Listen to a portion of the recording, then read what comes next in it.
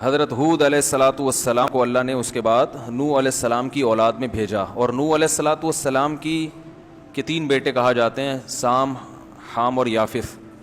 انہی تینوں کی آگے نسل چلی ہے. وجعلنا ذریتہ هم الباقین، قرآن میں آتا ہے کہ ہم نے انہی کی ذریت کو باقی رکھا. تو اس لیے نوح علیہ السلام کو آدم ثانی بھی کہا جاتا ہے، دوسرے آدم. یعنی ہم سب کا نسب کہاں جا کے ملتا ہے؟ نوح علیہ السلام سے. تو اس وقت بھی لاکھوں لوگ تھے جو اللہ نے تباہ کر دیے، پھر صرف نوح علیہ السلام سے دوبارہ اللہ نے نسب چلایا. آج جو ہم نے آیت پڑھی نا، اس میں اللہ نے فرمایا ذریۃ من حملنا مع نوح.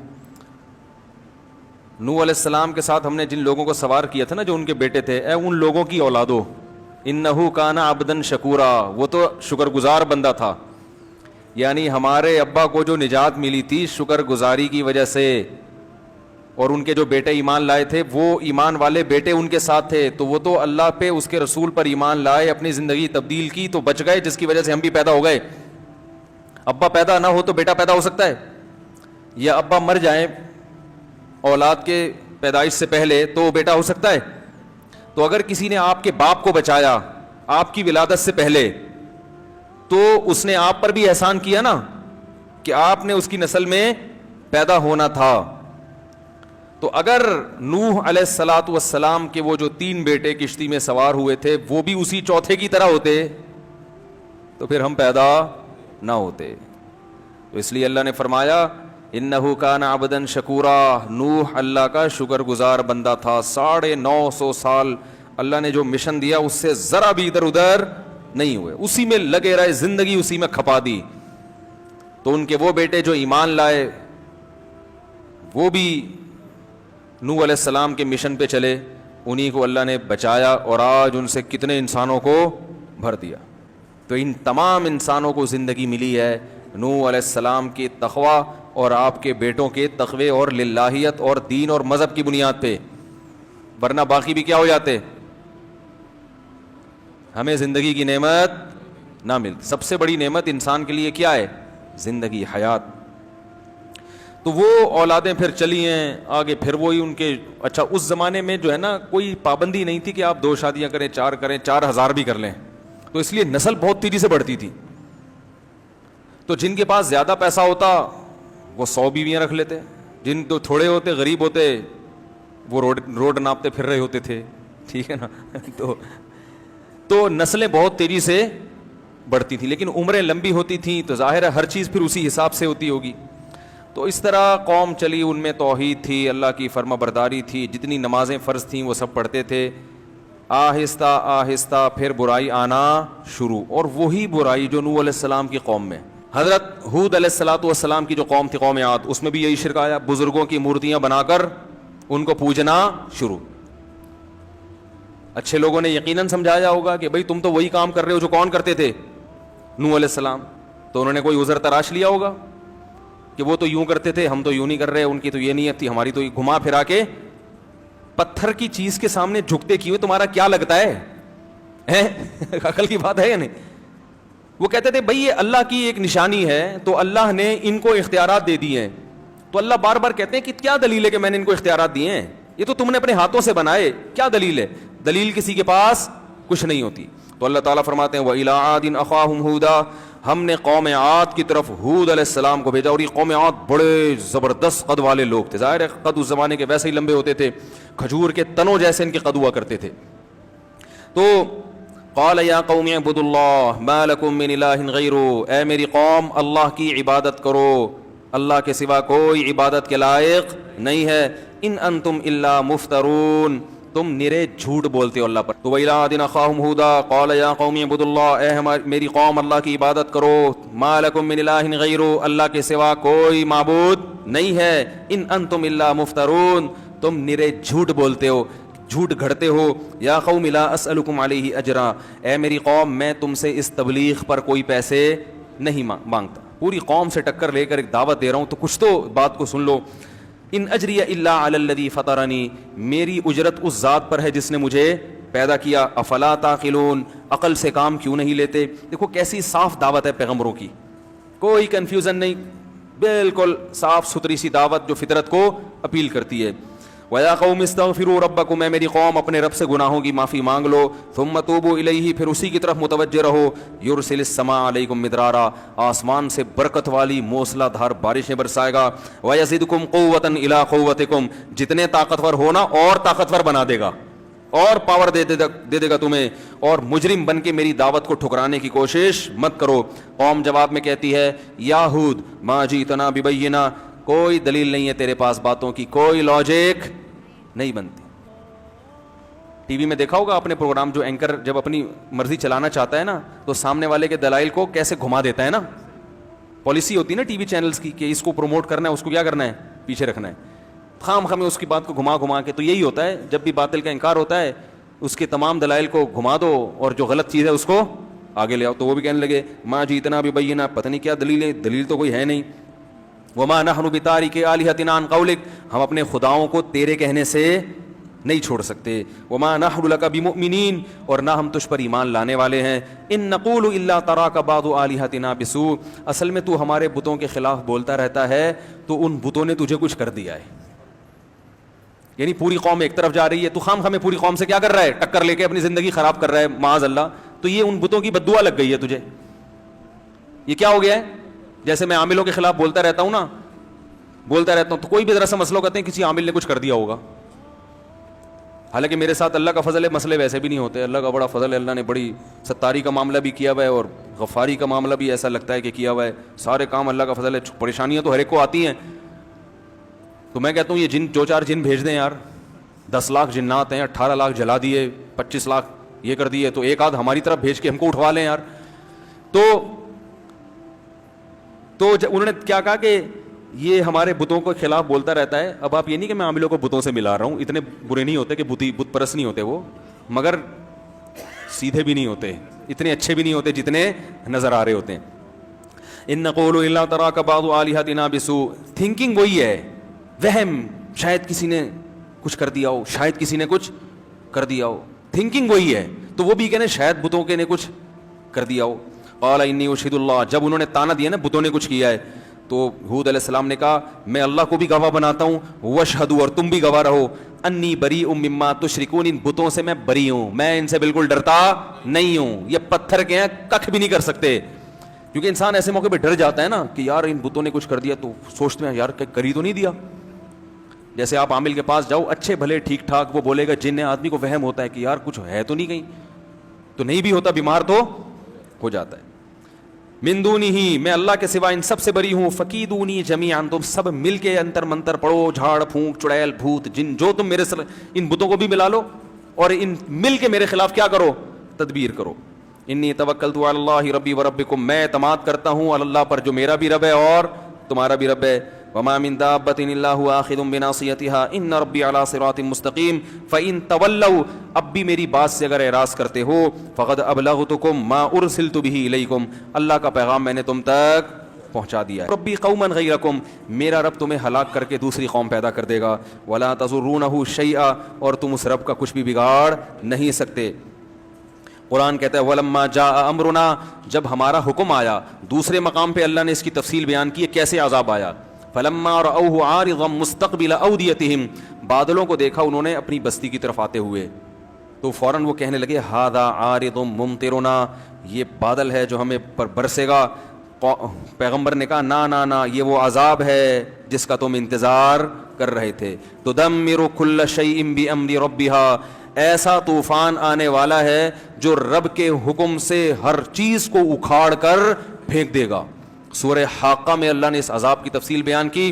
کذبت، کیا الحاقۃ ما الحاقۃ وما ادراک ما الحاقہ، کذبت ثمود وعاد بالقاریہ فاما ثمود فاہلکوا بالطاغیہ واما عاد فاہلکوا بریح صرصر عاتیہ.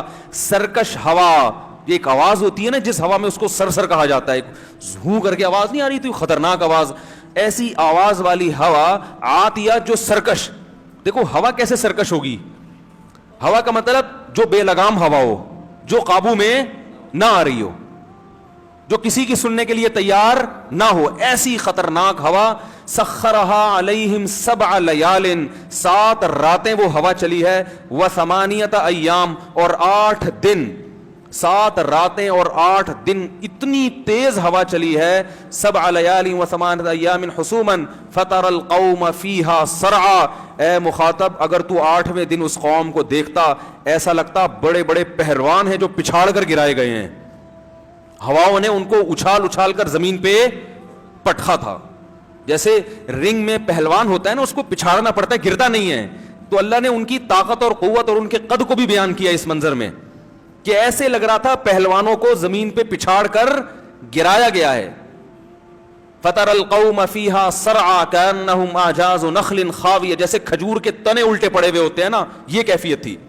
فہل تری لہم من باقیہ, اللہ ہم سے پوچھتے ہیں بتاؤ ایک بھی ان میں باقی چھوڑا تیرے رب نے؟ کوئی نظر آتا ہے ان کا نام و نشان, ان کی اولادوں میں کوئی نظر آتا ہے؟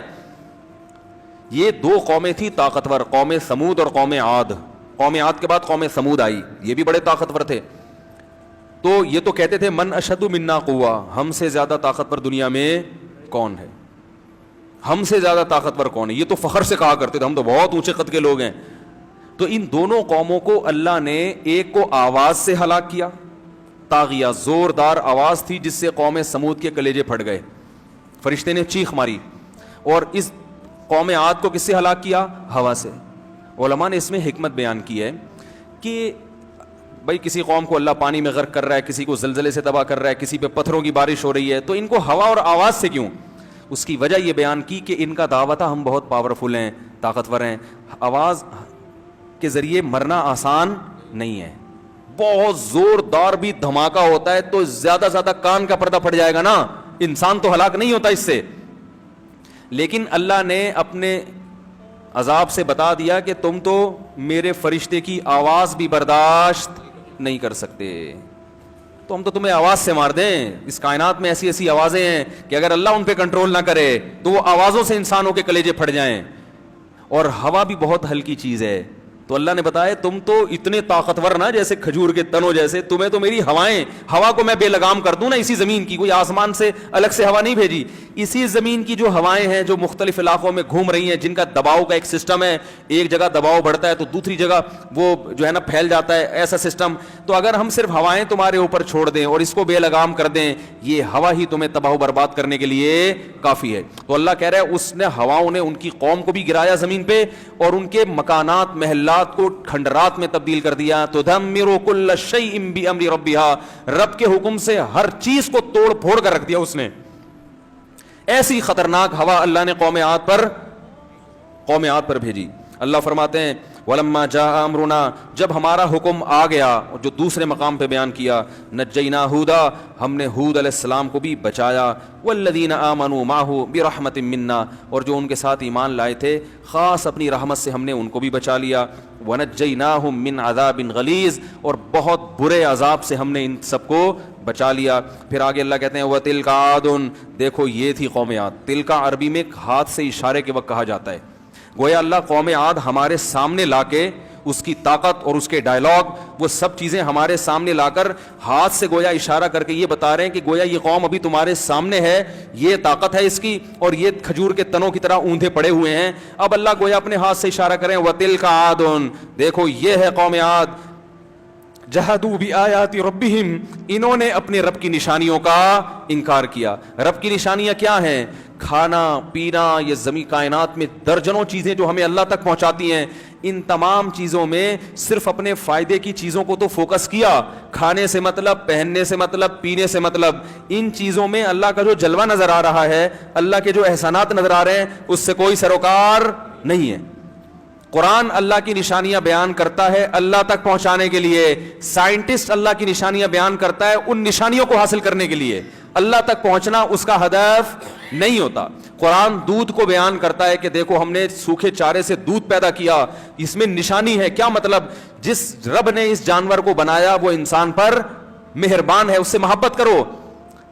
لیکن جب کوئی سائنٹسٹ دودھ پہ ریسرچ پیش کرے گا تو وہ دودھ بنانے والے کا تذکرہ نہیں کرے. کبھی دیکھا آپ نے کسی بایولوجی یا میڈیکل سائنس کی کتاب میں کہ یہ گردہ ایسے کام کرتا ہے اور آنکھ ایسے کام کرتی ہے, لہذا جس نے بنایا وہ بڑا با کمال ہے. میڈیکل سائنس میں ہے, کبھی پڑھا آپ نے یہ؟ بتاؤ بھائی, کبھی پڑھا آپ نے کہ جو پودے اگتے ہیں, زائگوٹ بنتا ہے, کھاد سے نائٹروجن بنتی ہے, اس نائٹروجن سے ایسے پھر پودا اگتا ہے, پھر اس میں تناور درخت بنتا ہے, پھر اس میں خربوزے پیدا ہوتے ہیں, پھر اس میں بیج پیدا ہوتا ہے, یہاں تک ہوگا بایولوجی میں. آگے یہ کہ جس نے یہ سسٹم پیدا کیا وہ بڑا باکمال ہے. ایسا کوئی سینٹنس بایولوجی کی کسی کتاب میں نہیں ہے, اور قرآن بھی یہ سارے پروسیس بیان کرتا ہے. واللہ خلق کل دابۃ مما, بایولوجی میں ایک سبجیکٹ آتا ہے نا جانوروں کی اقسام, جانوروں کو بہت ساری, وہ ہم لوگ پڑھتے تھے فائلم نیماٹوڈا آرتھروپوڈا, پتہ نہیں کیا کیا تھا وہ, اب تو بھول گئے. وہ ہوتا ہے نا فائلم نیماٹوڈا آرتھروپوڈا, اور کیا ہے وہ بہت سارے ایسے اوڈا پوڈا کر کے آتے تھے, تو ابھی ہم نے رٹا لگا, اب تو بھول گئے. تو یہ تقسیم, دودھ پلانے والے جانور, بغیر دودھ پلانے والے, رینگنے والے, چلنے والے, یہ ساری ایک تقسیم قرآن نے بھی بیان کی ہے. واللہ خلق کل دابۃ مما, اللہ نے ہر جانور کو پانی سے پیدا کیا. یہ بحث ہوتی ہے نا سائنس میں کہ مریخ پر پانی ہوگا تو زندگی بھی ہوگی, کہتے ہیں نا اگر پانی نہیں ہے تو زندگی نہیں ہے. اس پہ بڑی تحقیق ہو رہی ہے. تو اللہ فرماتے ہیں ہم نے ہر جاندار کو کس سے پیدا کیا؟ پانی سے. پانی ہوگا تو زندگی, جہاں پانی نہیں ہے وہاں زندگی نہیں ہے. یہ سائنسی حقیقت قرآن نے بیان کی. فَمِنْهُمْ مَن يَمْشِي عَلَى بَطْنِهِ, اب قرآن ان کو ڈیوائڈ کر رہا ہے. ان میں کچھ ایسے ہیں جو پیٹ کے بل چلتے ہیں. وَمِنْهُمْ مَن يَمْشِي عَلَى رِجْلَيْن, کچھ ایسے ہیں جو دو پاؤں پہ چلتے ہیں. وَمِنْهُمْ مَن يَمْشِي عَلَى أَرْبَعٍ, کچھ ایسے جو چار ٹانگوں پہ چلتے ہیں. تو یہ اللہ اشارہ کر رہے ہیں. کچھ ایسے جو 6-6 8-8 ٹانگیں ہوتی ہیں نا ان کی. یخلق ما یشاء, اب سائنس یہاں پر آ کر ڈیوائڈ کر کے بتائے گی اتنی قسمیں ہیں بس, لیکن آگے اللہ اپنا تعارف کرواتا ہے یخلق ما یشاء, جس طرح چاہتا ہے پیدا کر دیتا ہے, جس طرح چاہتا ہے پیدا کر دیتا ہے.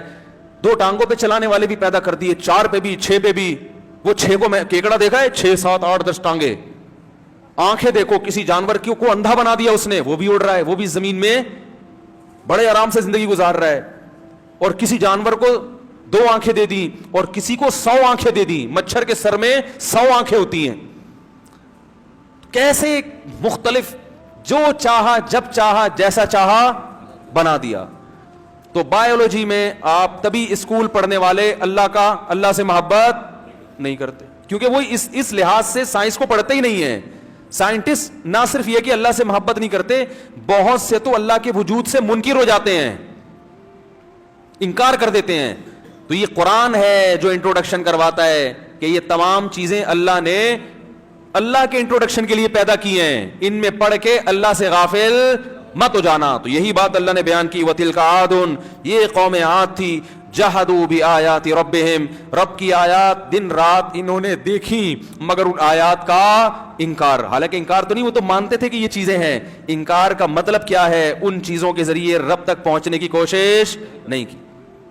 دودھ بھی پی رہے ہیں, شہد بھی کھا رہے ہیں, گندم بھی کھا رہے ہیں, خربوزے بھی کھا رہے ہیں, یہاں تک تو اللہ کی نعمتیں سمجھ میں آتی ہیں. آگے ان نعمتوں کا شکر کیا ہے, اس کی ذمہ داری کیا ہے, اسے سوچنے کے لیے ٹائم نہیں ہے. تو اللہ نے قوم عاد کی طرف اشارہ کیا. وَتِلْكَ عَادٌ, یہ ہے قوم عاد. جَحَدُوا بِآيَاتِ رَبِّهِمْ, انہوں نے رب کی آیات کی انکار کیا. وَعَصَوْا رُسُلَهُ, پیغمبروں کی نافرمانی کی. وَاتَّبَعُوا أَمْرَ كُلِّ جَبَّارٍ عَنِيدٍ, یہ بہت اہم حصہ ہے اس آیت کا. اور اپنی قوم کے جو وڈیرے بڑے سرکش لوگ تھے نا, جن کے پاس دولت یا حکومت تھی, ان کو فالو کیا پیغمبر کی دعوت کو چھوڑ کر. آپ کسی بھی سیاسی تنظیم میں ہو, ہم منع نہیں کرتے, لیکن اس تنظیم کو خوش کرنے میں, وہاں سے سیٹیں لینے میں, یا وہاں اپنا مقام بنانے میں مذہب کی مخالفت, بولو بھائی, نہیں کرو. یہ سب ختم ہو جائے گا یہیں پہ, سب یہیں رہ جائے گا. علاقے کے SHO سے بنا کے رکھو, مگر دین کی مخالفت, بولو بھائی. کسی بڑے سے ایسا تعلق پیدا کرنا کہ اس کی وجہ سے آپ اللہ سے تعلقات خراب ہونا شروع ہو جائیں, یہ چیز انسان کو جہنم کی آگ کی طرف لے کر جاتی ہے. فرعون کے بارے میں قرآن نے کیا کہا؟ یقدم قومہ یوم القیامہ فاوردہم النار, کہ اپنی قوم کو لے کر آئے گا اور جہنم کی آگ میں پھینکوا دے گا ان. کیونکہ قوم نے موسیٰ علیہ السلام کو دیکھا کمزور ہیں, ان کو فالو نہیں کیا. فرعون کو دیکھا پاورفل ہے, اس کو فالو کرنا, فرعون کو فالو کرنا شروع کر دیا. تو ہمیشہ لوگ طاقتور کے پیچھے بھاگتے ہیں, دلیل کے پیچھے نہیں بھاگتے. دلیل کے لحاظ سے نہیں دیکھتے کیا صحیح ہے کیا غلط. تو اللہ تعالیٰ فرماتے ہیں کہ الا ان عادن واتبعوا فی هذه الدنيا لعنہ، فرمایا اس دنیا میں بھی ان پر لعنت ہوئی، ویوم القیامہ، قیامت میں بھی ان پر لعنت ہوگی، الا ان عادن کفروا ربهم، خبردار سنو عاد نے رب کی نافرمانی کی انکار کیا، الا بعدا لعاد قوم ہود، سنو عاد اللہ کی رحمت سے دور ہو گئے، لعنت ہے ان کے اوپر جو ہود کی قوم تھی۔ اس جملے کے ساتھ اللہ نے قوم عاد کا واقعہ ختم کیا اور فوراً شروع کر دیا وَإِلَىٰ ثَمُودَ أَخَاهُمْ صَالِحًا، اور قوم عاد کے بعد ہم نے قوم سمود کی طرف بھیجا کس کو؟ صالح۔ جب قوم عاد کی طرف حضرت ہود آئے تو انہوں نے نوح علیہ السلام کا واقعہ سنایا، کہا کہ تم سے پہلے کون سی قوم گزری ہے؟ نوح کی، دیکھو اس کا کیا حشر ہوا تھا۔ تو قوم صالح جب آئی تو حضرت صالح علیہ السلام نے کیا کہا؟ قوم عاد کا حوالہ دیا۔ کس کا حوالہ دیا؟ کہ بھئی تم ابھی ماضی میں دیکھو، ماضی کے اوراق قریب میں جھانک کے دیکھو۔ ظاہر ہے اس زمانے میں بھی لوگ مورخ تو ہوتے ہوں گے نا جو تاریخیں لکھتے تھے، تو صرف آسمانی کتابوں میں تو یہ تو ہسٹری چلی آ رہی تھی۔ کہا کہ تو اے میری قوم تم دیکھو ابھی تم سے پہلے کون سی قوم گزری ہے؟ قوم عاد۔ تو اس کا حشر کیا ہوا؟ تو اللہ فرماتے ہیں وَإِلَىٰ ثَمُودَ أَخَاهُمْ صَالِحًا قَالَ يَا قَوْمِ اعْبُدُوا اللَّهَ مَا لَكُم مِّنْ إِلَٰهٍ غَيْرُهُ۔ یہ پھر زیادہ ہو جاتا ہے انشاءاللہ، پھر یہ کیونکہ لمبا واقعہ ہے، پھر انشاءاللہ میں اس کو، اب میرے بتانے سے یاد آیا اس کو، میں نے کہا تھا نا 11 بجے یاد دلانا، تو میں نے جب خود یاد دلایا تو کہہ رہے ہیں 11 بجے، چلو کوئی بات نہیں، یہ انشاءاللہ ہم کل پڑھیں گے۔